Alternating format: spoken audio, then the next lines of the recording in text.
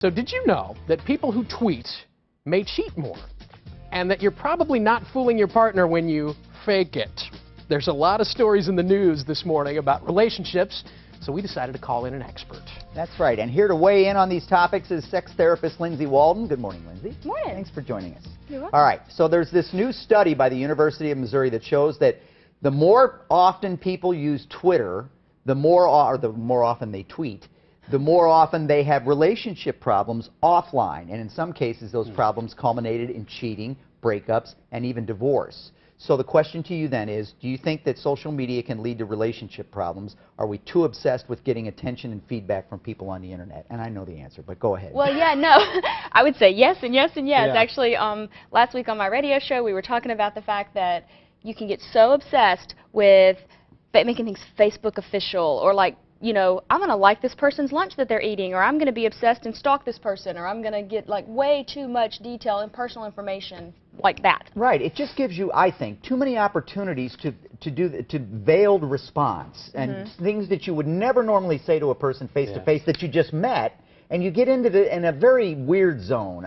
There's almost like this anonymity that if I'm behind a screen, I'm not really saying it, and I can just say whatever I want to say. People will say and do a lot more things like that. Too much superficial stuff in the world. That's what I tell my kids. So I'm glad we've got to the bottom of that, Yes. solved that world's problem. There's also a new book out there we wanted to talk to you about. It's called When She Makes More, 10 Rules for Breadwinning Women. And there are some pretty interesting facts about women who earn more money than their spouse.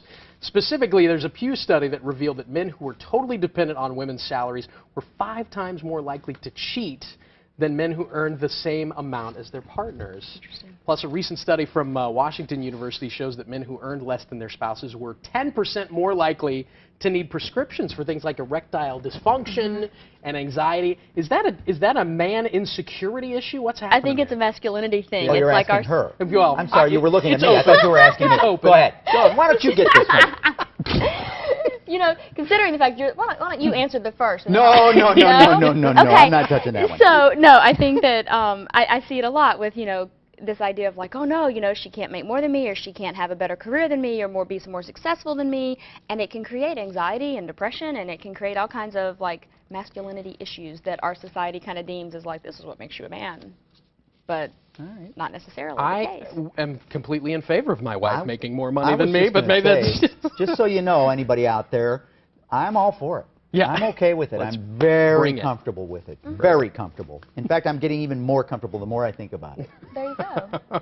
Just let her do It's good. it. Yeah. It's all about security, though, isn't it? It is. Or like feeling like, well, what's your role? If you're not the the breadwinner or the provider, then it's like, well, what does my role become? And people get really freaked out. All right. Thank Come you, on, Lindsay. man. We Just appreciate own it. up Good to stuff. it. We have posted a link to Lindsay's website on our web. How are you not winded? Because I know you ran to get in I'm a little here. winded, but I don't know. Maybe I'm just. Are you holding your breath, and as soon as this is over, you're going to... Yeah, maybe. right. That might be the case. We've posted a link to Lindsay's website on our website, greatdaystlouis.com. Guys, there are so many deals out there. Sometimes the deal divas just don't know where to start. After the break, we're showing you deals you can cash in at national parks all across the U.S., including the St. Louis Arch. And we all want to know if we've got storms on the way, and if so, when are they going to hit? Kent will have the answer for us next. And today's Go Green feature was brought to you by your Mid-America Chevy dealers.